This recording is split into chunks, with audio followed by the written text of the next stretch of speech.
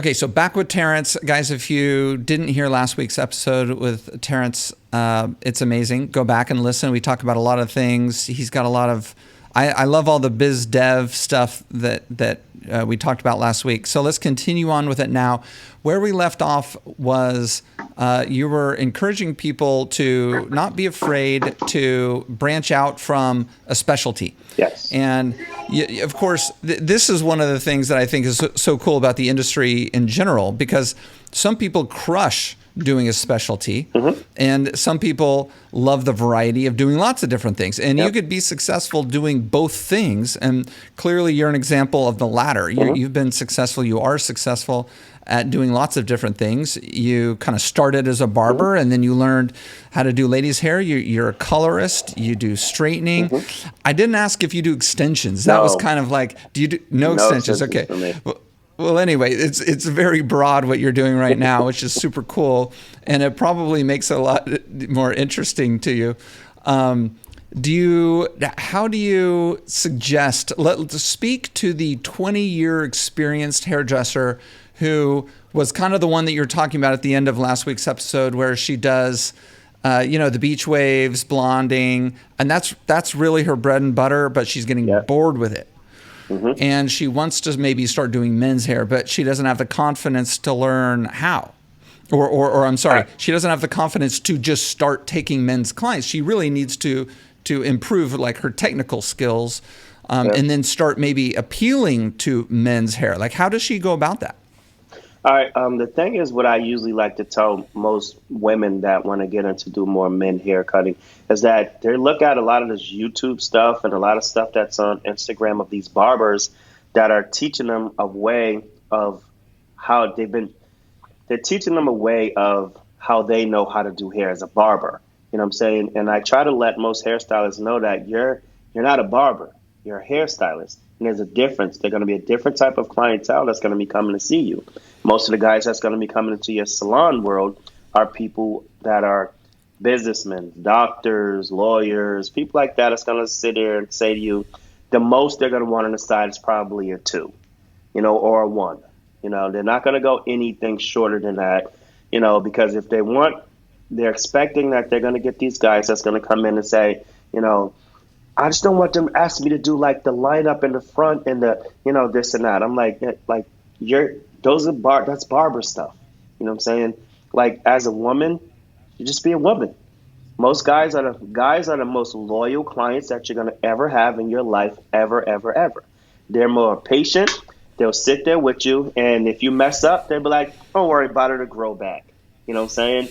You're gonna get that a lot from a lot of men. Like, and they will help you practice. Now, men will follow you from school till you decide you don't even want to cut hair anymore. And even after that, they're probably still going to be knocking on the door saying, hey, you think you have time to clean me up a little bit? You know what I'm saying? Like, men are loyal, and they don't hold grudges. That's what I've learned from coming from the barber world into the salon world. And like I said, if you're a woman, you do the woman thing. Oh my God, this looks so nice on you. Put your hands through the hair. Guys are like, we're like robots. We have a woman come in and wash our hair and this and that. And by the time we're done, she's like, oh my God, this product looks so good on you. We're sitting there like, it does? Okay. What is the stuff you want me to buy? That's what I'm saying. I'm like, you don't need to be perfect. Just don't make me go to Ulta and buy something. Just please have it there for me. Make it easy on me. Don't make me go hairdresser shopping or barber shopping. Yeah. I don't want to do that. Yeah. So, I mean, for those people out there that want to get involved in it, just listen to him. He's not going to ask you for anything crazy that you see on these Instagram or YouTube pages that you're watching these barbers. No one's going to tell you to give him a skin fade and give him a design or I want this, I want that. You're not going to get that from the clients that come into a salon. You're going to get the whole, oh, I want a 3 on the sides. And most guys that come in salons don't even want you to use clippers. You know what I'm saying? They probably just want you to do all scissor work on them. And to be honest with you, that's more money. You're making more money when you're doing that scissor work. So I tell people, how many hours does it take in order to be a master at anything? It takes 10,000 hours to be a master at anything. So if you're not giving yourself a chance to learn and learn and learn, you're not going to be as good as those barbers that you're watching on YouTube because they do it every single day. Every single day, every 30 minutes, every 45 minutes, they're doing the same thing. They're putting those 10,000 hours in. If you don't think that you're good at it, you have to go out there and do it. You have to give it a try. You can't do it once and say, hey, I messed up. I suck at this. You have to keep going. And like I said, a man he will be patient with you. As long as you don't mess up his hairline, he'll love you forever. Yeah, the you know? hairline, because that's what he sees front and center every time he looks at that. Yeah. Yeah, totally. Okay, so the one of the first things I think about when somebody wants to make a transition like this, or even going back to last week's episode, if somebody's going to raise their prices as they should, just as part of inflation, a part of that is finding new clients. So give us your best advice on, here we are, 2023, post-COVID. There's social media. There's this. There's that. There's the old school. What are Terrence's best tidbits of how to find new clients? How to find new clients, and I'm always going to say it all the time. Be old school. Have a card. Talk to people. That's it. It's the easiest thing in the world. Have a conversation. People want to see that you have a personality. They want to see that person that they want to go and get the haircut from. Like, get rid of that whole nervous side of like, I think they're going to say no, that they're not going to want to come and see me. Most people that's just coming out of school, everybody goes through a rejection stage. That rejection stage is that part that your heart is beating fast. You're worried about if she's going to want to come and see you or if he's going to come and see you. But the thing is, every person out there is looking for somebody, if you don't walk up to them and say, hey, because a lot of my clients, I'm on a plane every weekend going to teach a class or doing something. I have clients that it's like, you're not in this week? I'm like, yeah, I'll be back the next week. Everyone's getting annoyed. My thing is this: pass your card out, say, hey, you should come and see me and get a blow dry. That's the thing. Come get a blow dry from me. A lot of these younger people out there these days, come and, here, have a free coffee. You know what I'm saying? Come and get a blow dry. Well, it's like I mean like if you're asking somebody out, you don't say like, let's go to the 4-star restaurant, fine dining. Yes. It's a let's go to coffee. Yeah. Yes, exactly. That's exactly what I mean. So I tell people, I'm like, tell these younger people, don't jump out the window and say, hey, come and get a balayage done with me. People are not going to do that. Baby steps. Hey, come and get a blow dry if you can't get in with your hairstylist and this and that. 9 times out of 10, that person will call you and be like, hey, I met that person in the gas station, no, yeah, because that's how it used to be with me. I would talk to people in gas stations and parking lots. I didn't care. I would go up the escalator. They would be coming down. I'd be like, hey, you should come and see me to get your hair done. You know what I'm saying? Like, you have to get past that, So when I did that, 9 times out of 10, they'd call and I'd do a blow dry. And then I'd be like, wow, he listened. Because every first time you do someone's hair, it's an interview. Okay? They want to see if you know how to listen. Okay? I just want a little blow dry, this and that, blah, blah, blah. You do that. Oh, my God, I love the way she styled my hair. Okay? The next time they come in, hey, you think you have time for a trim? Of course. I just want a little bit off. That's it. Leave the artist side over there somewhere. Listen. She wants to trim. Give her a trim. Oh, my God, she listens. Even if you know that she needs more than that. Exactly. Even though she needs that much off the hair, give her a little bit. Wow, she listens. Next time, hey, do you have time to put color on my roots? Okay, cool, I got it. That's how you build up your clientele. You don't go out there and just throw it out there and be like, hey, come by and get a balayage. Hey, let me give you a short haircut. Hey, no. Go slow. Trust me, you'll have longevity in this business if you move slow. All right? The card thing works. It still works. I have clients. I'm in airports all the time. I'm talking to people about hair. They want to come and see me. And I'm like, I'll be in the West Coast. And I'll be like, oh, I actually work in Florida, or I work in Massachusetts, or I work in Georgia. And they're like, oh, my God. Because now they want to come and see me because the crazy thing is, it's the knowledge. I have the knowledge of all types of hair. So I'll be able to talk to anyone, you know? That's why I say never put the blinders on, be able to do all types. Don't put yourself in a little box of just being able to be one thing, and you'll grow. Your business will automatically grow. Pre-COVID, I used to go out with Donovan with a camera rig and a microphone and the whole deal, and I would do man on street interviews. You know what I mean? We would Yep. we would go to Santa Monica and Hollywood were two of my favorite places to go. Santa Monica, there were a lot of there were tourists in both places, but I love to go to these places because there's so much pedestrian traffic there, and inevitably, I would get turned down by 9 people out of 10 to stop and talk to me, right? But I would get that 10%, and that lady would stop, and I would ask her questions about how she thinks about going to the salon she's a client, and how do you think about going to the salon? How often do you go? Do you go to one person regularly? All this kind of stuff. And so often, I mean, I never did a calculation, but I would guess 60% of the people that I stopped and were willing to talk to me did not have a regular hairstylist. Yeah. And this surprised a lot of our listeners because I think it's very easy when we spend all of our time in a salon to assume that everybody has a hairstylist. Everybody's spoken for. Everybody's getting what they want with their hair already, and there's no opportunity out there. When, in fact, I think the reality is it's the opposite. I think that most people are looking for a hair expert who can be their person that they fit with, they mesh with, personality wise and skill wise, and all that. So that opportunity is out there. Exactly. I'll tell you this one, and I have so many stories for you, Eric. You're going to be like, oh my God, this guy's been doing everything. I have a million stories. Excuse me. Personality wise, when it comes to a hairstylist, especially when it comes to a woman hairstylist. I had a lady that came to see me that was going to someone for 15 years. You know, she came to see me because she couldn't get in with her regular hairstylist. Comes in, I do her hair perfect. You know, I loved it. Took a lot of the brassy tones out of her hair. She's always had problems with that. Every time she leave from her other hairstyle, she had to go home and change it, or blow dry it again, or wash it and do whatever again. So she comes to see me, gets her hair done.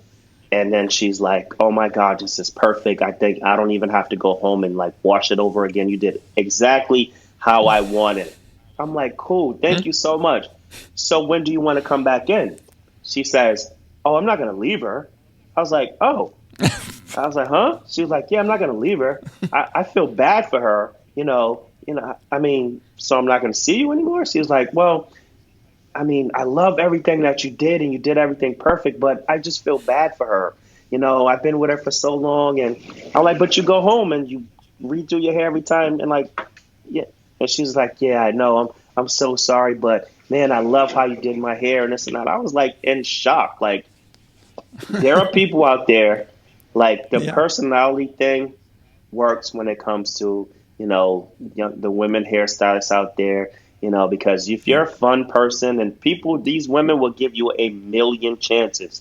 They will stay with you for 15, 20 years because they love you. There's something about you and this and that, but I mean, they'll stick with you. That's the craziest thing to me. But if I mess up as a male hairstylist, I mess up one time, maybe 2 times, they're gone.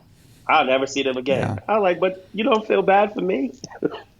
So it's personality fit. It's so much of this is personality fit, and for both sides, we have a lot of hairstylists. When a walk-in comes into one of our salons, I hear this all the time from our salon managers.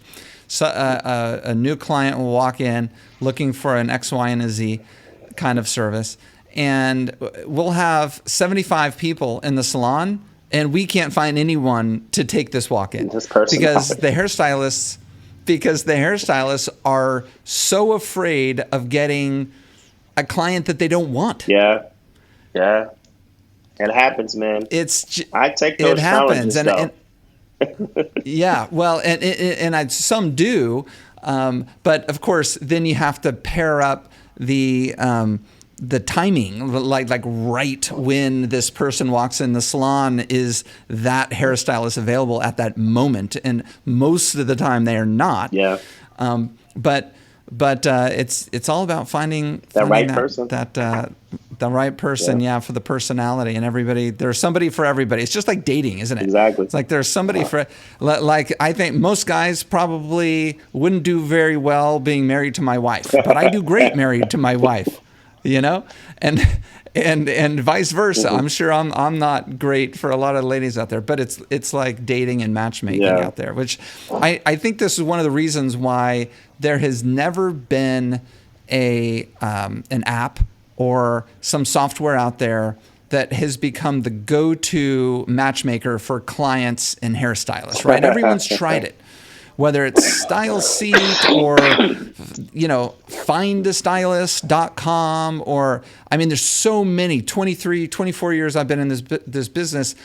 I've had 1,000 people get a hold of me and say, hey, we should do this, or I'm going to do this. Do you want to be involved? And I'm like, great luck, but it's not for me. And everyone struggles to do that because it's not something that can be matched Hmm. like an Uber ride. Oh yeah, exactly. It's not something that can be matched like an Uber ride. It's so human Yeah. and specific. I'm glad you used Okay. that word human though. And that's what I was Mm-hmm. getting into like earlier about people's Instagram page. Like building up your Instagram page can't just be about hair. Like I was saying about being a hair robot. People want to see personality, want to see pictures of you having fun. They want to see you doing anything other than you just doing hair because your personality has to go in to the stuff that you're doing. If you notice, there are a lot Mm-hmm. of Instagram people out there that's just having fun behind the chair, laughing and stuff like that. There's a lot of people I see out there that's doing a great job doing little posts and little videos of them having fun inside the salon. That's Mm-hmm. appealing to people because they're like, oh my gosh, she's so funny. I want to go and see her. And I'm not saying Mm-hmm. that you don't have to put your work out there. Put your work out there too to let them know that you know how to do hair. But they want to see that fun, that personality that you have. So, like, make sure people can see Yeah. all sides of you, not just the hair Mm-hmm. robot that you are. A potential client, or I should say, the potential client that you want most, wants to know what the experience is going to be like when they go Hmm. to the salon. And really, that I can broaden that out. I mean, most clients want to know what they're going to experience when they go to the salon. And so by shooting that little kind of video that you just talked about is one way to give them an idea of what that hour and a half is going to be like, Exactly. when they're in the salon. And that's very important. And even with in my role in the industry, and sometimes when I go to somebody's Instagram, let's say I'm going to interview them, and Hmm. they might be an influencer, but I don't know them, so I go to their gram, and I'm scrolling down their gram. And I'm scrolling for like 30 seconds, and I still haven't seen a picture of them, Of them, yeah. or Oh my of God. them, Oh my or God. where they work. Oh my God. How many profiles are missing the city in which the person's working? And, Yeah. and and I'm always like, oh my God, how could you not put that you work in Burlingame, California, or wherever it might be? That's like the most important thing. And so I scroll, and maybe these are shy people, but I think, even for the shy people, try to get outside of your comfort zone and put something out there about who you are. Hmm. Even if it's a picture, it doesn't have to be a Yeah. video, and what the client's going to experience in the salon, although that's better. Even having a picture is going to give some indication to people who don't know you of who you are. Exactly. I always Yeah, encourage very that. important. I always encourage that. Okay, so I want to ask you something related to technique because you've done so many classes. And so I think I'm going to ask you this question. So when it comes to if you do a men's barbering Hmm. class, what would be the number one thing that most of the students are doing wrong that you then correct? Ah, man. Actually, what are they doing wrong? They're not using the mirror. They're not spinning the chair around so they can see, because most of the thing that they're doing is having someone look directly at themselves in the mirror, and they're walking around the chair cutting someone's hair. Even though even like the most important thing out of doing a men's haircut is the mirror. You have to spin them on the side to see the side, because most people don't get it. Like, anyone standing outside from where you're standing has a better vision of what that haircut looks like, even though you're standing right on top of it. Okay, you're From not farther away. Yes, They're getting a they're getting a yeah. better vision of it standing far away than you. That's why the mirror is so important. So when you're spinning that chair, and you have to look at the mirror to see what you're doing, because if you don't, you're going to have a messed up haircut. You're going to see lines and disconnections and all the rest of that good stuff when it comes to doing a really good men's haircut. That you're going to miss being so close. Yes. And so by looking in the mirror, you're basically doubling the distance Yes. from which you're looking at it. That's such a great point. Yes. And I know people do that, but I don't think anyone's actually ever said that I've heard. I said it in all the classes, and I always do a barbering 101. Things to do. Holding the clippers the correct way. Making sure that you have a brush or a comb in your hand. You know what I'm saying? To brush off hair off the person so you can see what you're doing. Lifting the chair up so you're not bending down cutting someone's hair. Spinning the chair around. You know what I'm saying? Not being afraid to touch someone's head when you're doing their hair. You know, you have to touch them. There are more women out there that's so afraid to they think that they're hurting a guy because they just go lightly on their hair because they're like, I don't want to hurt them. You're not going to hurt them. We're used to this. This is normal. You know, you have to show that you're in control of the haircut and you know what you're doing. You know, so those are little key things that I try to tell people to do when they're doing when they're doing the barbering stuff, is to always use that chair and to making sure that they're holding the clippers the correct way. So, and then it gets a little bit more advanced than that. Yeah, of course. Okay, so one of the things that the interweb has allowed us in our industry, especially with social media, is the potential to have other streams of income. If somebody is good enough on social media, they can build up a following, and then all of a sudden they have opportunities coming from different places. Yeah. And they're like, whoa, okay, so I spend most of my day behind the chair. That's where all my money comes from. But now I'm getting hit up by, X brand, and somebody asked me to fly to Canarsie to do a class, and then this other Cape company wants me to, they want me to be like their ambassador. So when somebody gets to this level, how do they know what to choose from? And you're there. Yeah. So like, when you were getting hit up with the various things, how do they know what to choose from versus what's going to waste their time? The ones that you don't actually use in the salon, because little things like capes, you're going to use capes. You're going to use, certain product. If you don't use a certain product all the time, just stay away from it. The best way to start to grow that type of income is to always tag that product that you're using. You know what I'm saying? Because product lines and product companies will love, especially if you're doing great work and you let people know what you're using, that company will definitely want you to be involved with them. They'll be, wow, he does great work and he's using our products. You always have to give a shout out to whoever you're doing, but it always has to be something that you're actually using. So that you can't just be like, oh, I'm going to use that, but you're never going to actually use this on someone's hair. So it makes no sense to go out there and try to just because they're loving it. Like if someone came up to me and be like, hey, Terrence, I love your social media following. I'm doing this energy drink. Do you want to do it? I'm going to be like, man, I would love to, but I don't drink energy drinks. You know what I'm saying? So, so you have to pick that way. That's funny. A lot of people want to be, when they get to this level, they want to be an educator. Yeah. Because I think it's a status thing in our industry. Of course, in society generally, status is one of the main drivers of behavior. It's the thing that makes us buy the Gucci purse or the fancy shoes or the whatever. And in our industry, being an educator is a status symbol that tells everybody that, you're kind of a master of your craft, and Hmm. others are willing to listen to you. Hmm. But I'm not so sure that the educator lifestyle is great for everyone, or if everyone can even be very good at it.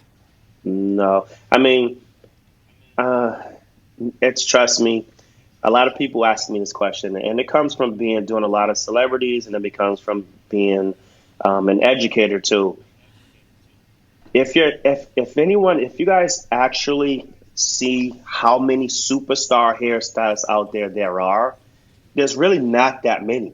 You got to think about this. It's because when you think about this, there's a lifestyle that takes place when you become that celebrity person. Okay, your time is not your time anymore. You're always gone. You don't have time for a family. You don't have time for a relationship. You don't have time for a whole bunch of stuff because you're gone. You know what I'm saying? That's one thing when you're dealing with celebrities because you're always gone. You're going to be at some point in your whole life, and I get a little bit more touched from it because being at that point where I've been around a lot of celebrities and stuff like that, you're going to lose a lot of friends. You're going to lose a lot of people in your life. And you're going to be at this point in your career that's just like, man, I'm at these parties, I'm at these things and stuff like that. I'm like, everybody knows me, but you're alone because you don't know anybody there. You know what I'm saying? You ruined up relationships with your girlfriend because or your boyfriends because it doesn't work. That lifestyle is not for everyone. That's why there's only a small amount of people that can actually do this stuff. Even when it becomes an educator. As an educator, for me, I'm on a plane every weekend. I'm either traveling to the West Coast, traveling back to the East Coast. I'm doing a class. I'm either on a plane or I'm somewhere. You know, like it takes a toll on some of your business. Like when you're working somewhere, your friends don't see you a lot anymore. A lot of them like, man, I haven't seen you in weeks. Where you been? Sometimes when you get home, you don't want to do anything. You just want to go home and relax. Like there's a whole, this is not for everyone. And I know that a lot of people want to do it, but you have to make sure this is something that you really want to dive into. With me, when I first started doing this and been around a whole bunch of celebrities, I never thought I made it. I was always looking. I was always hungry. I'm not there yet. I'm not there yet. I'm not there yet. Until one of my friends said to me, he said, "You're already famous. What are you talking about?" And I'm like, "No, I'm not." And then the worst thing that I did was I looked back at my accomplishments. And that's when it all stops.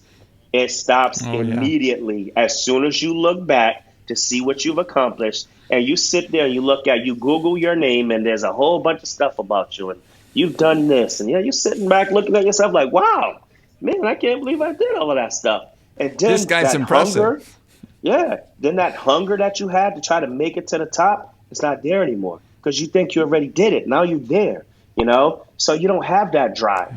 And that's the worst thing. If you're trying to get to a certain point, that's the worst thing that can happen. That's the celebrity part.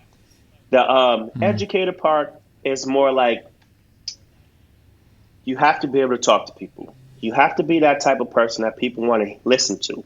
You know what I'm saying? Can you teach well? Can you make it so simple in somebody's head that they can actually listen to what you're telling them to do and go and do this at their salon like today? You know what I'm saying? That's why I try to explain Yeah. to most people that do these assistant jobs. And they're like, yeah, I'm an assistant and stuff and that and blah, blah, blah. But like, what are you learning? Are you learning something? Is your hands getting in there? Yeah. Like with me, I never had an assistant. Anyone that's ever worked for me, I never did an assistant program thing. It's either you're helping around the salon. If I need you, you're going to work. Because to me, you're a professional now. I don't care if you just walked out of school. You have that passport to do everything. So when someone comes in and Right. I need you to do this. Because I don't have time for people that want to sit behind the chair and watch me for 2 years and then get the courage to be like, okay, I think I'm ready. No, doesn't work for me. You know what I'm saying? Yeah. So I help people in that way like that when it comes to that. So the educating part is more like you being able to stand in front of people and show them exactly if they can actually learn from you. So a lot of people see it and they're like, man, I can do that. I'm like, okay, let your peers stand in front of you and watch you and look at you while you're talking. Your heart will be like this. Mm-hmm. Your heart's pounding, and like it's tough to actually put the words in the right place where you need to be that really good educator. So It's one of the greatest skills, whether it's educating in hair or anything else. anything. I mean, anything. You know, pick somebody who's really great at any career Hmm. that's out there, and a huge foundation of their success is going to be in their ability to communicate to others. Hmm. Exactly. And that because people aren't good listeners, and I think it boils down to that. So if the words aren't coming out in the right sequence, like you said, you can't depend upon the other person's listening skills to decipher exactly what you mean. There's two types of people out there. There's people that learn technical, and there are people that learn hands-on. You're not going to always be in a crowd of people that know. Like if you're a technical teacher, you're losing half the room. If you're just a hands-on person, you're losing half the room. You got to be able to do those two types of things. So that's what I was trying. I wanted to say that before. Yeah, You know. I love that. I love that. You know, one of the difficulties in communicating is that people are not listening intently the whole time. People, their mind might be jumping from, oh gosh, you know, their stomach is hurting because of what they had for breakfast, Hmm. or maybe they didn't have breakfast and they have low blood sugar and they're tired and they're not listening, or all of a sudden they're worried about the next day they've got a client that they don't like who's coming in and they're worried about it, and or whatever, any of the thousands of things that we as humans think about on a daily basis. We distract ourselves from whatever we're in the middle of in order to kind of allow these things to pop in our brain. And so to be a good educator or to be a good communicator, generally, you need to capture somebody's attention and then deliver the information in the right way. It's hard. Yeah, definitely hard. So tell me something in your career that you did that you wish you hadn't. Right now, they're out there in this business world right now is these new upscale men's barbershops that are out. Men are getting the hot shaves, and it's like a total man cave.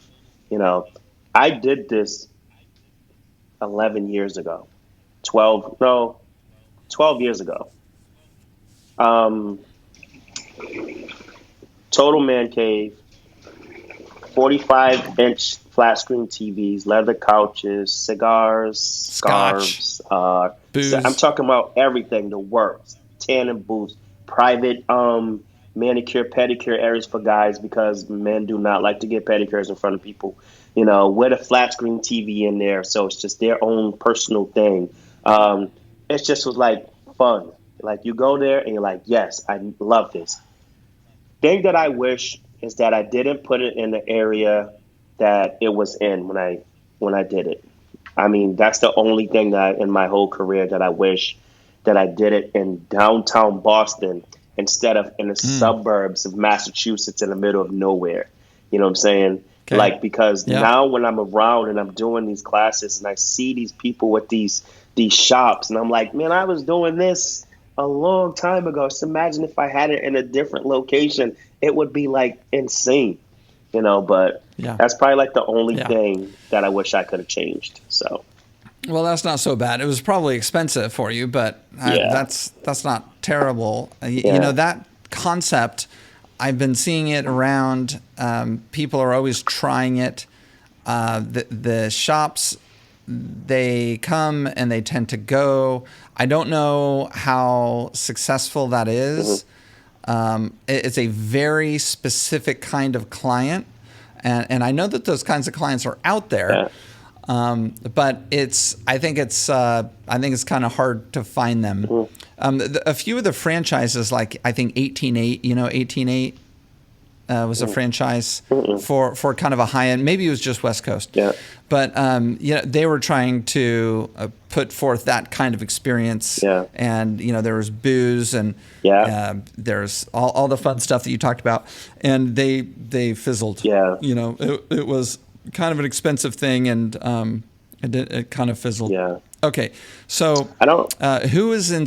Go ahead. I can't think of anything else in my career that I wish that I didn't do, because I think I'm kind of blessed to know that the steps that I've taken to where I'm at right now in my career has helped me, learn a whole bunch of things.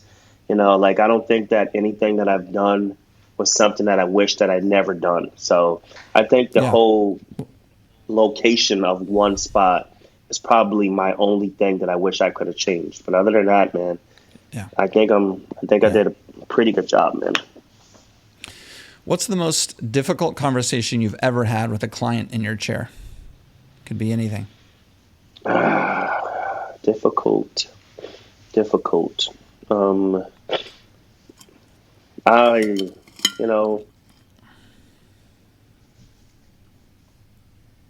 When I actually had to actually cut off someone's hair when they wanted to try to keep it, even though they was going through something in their life, meaning like cancer type of thing. And, it was just basically I could grab it and pull it off of the hair, you know what I'm saying? And they wanted to try to, keep it. And I think the most difficult thing was to tell them to just, and if it's way difficult when it's a woman.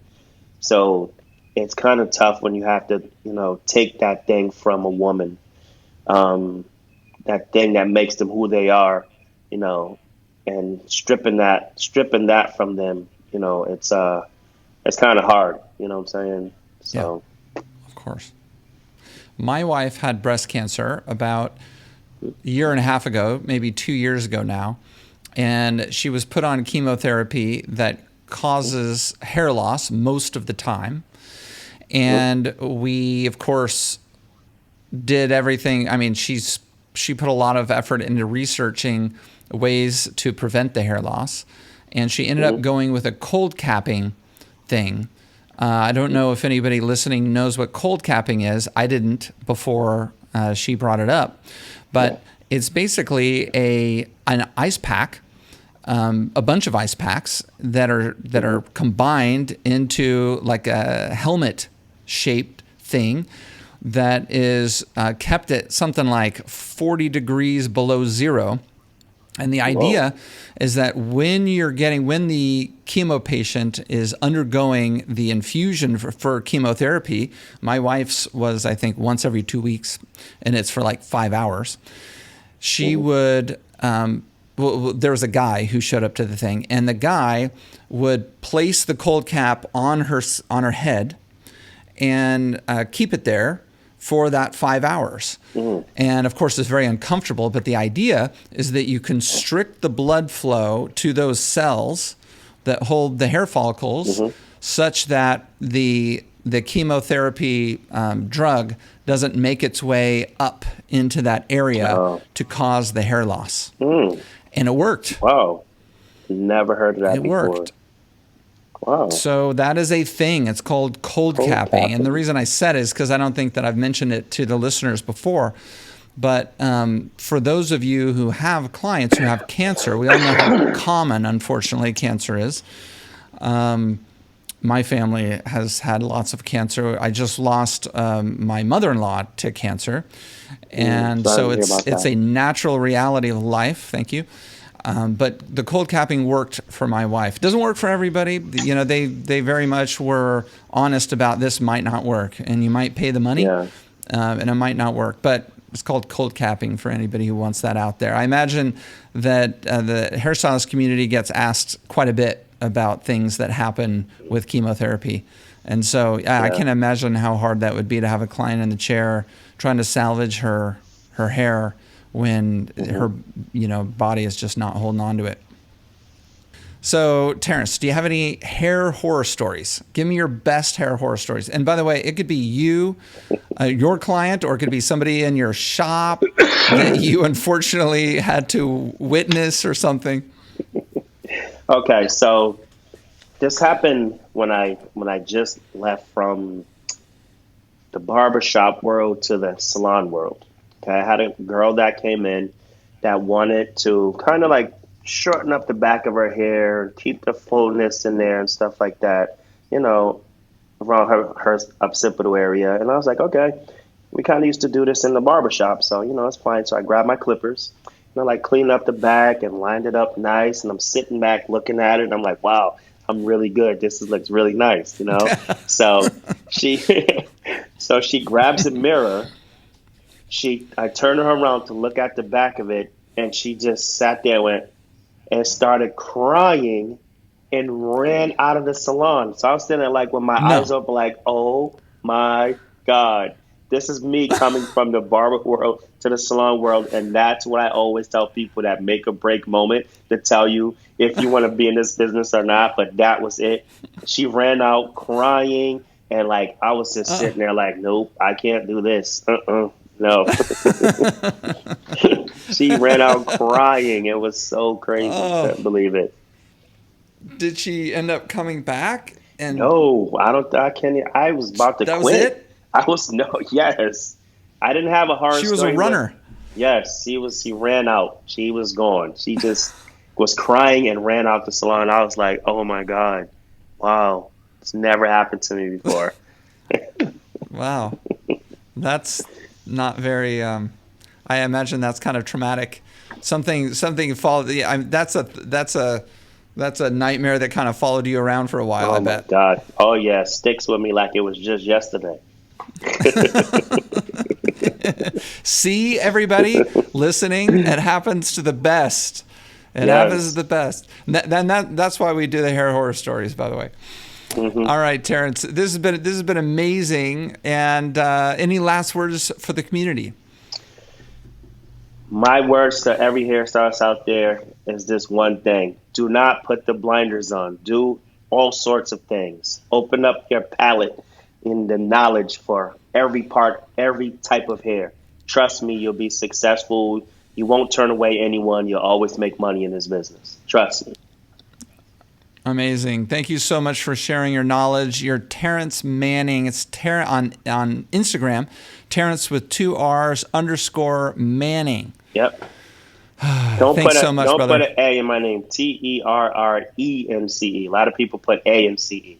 Terrence. Oh, that's a good point. Yes. So, and you'll find me. It looks normal to me, but yeah, you're right. Some people spell it with an A. Yes. So, Cool. All right. thank you Thank you, guys for man. having me, man.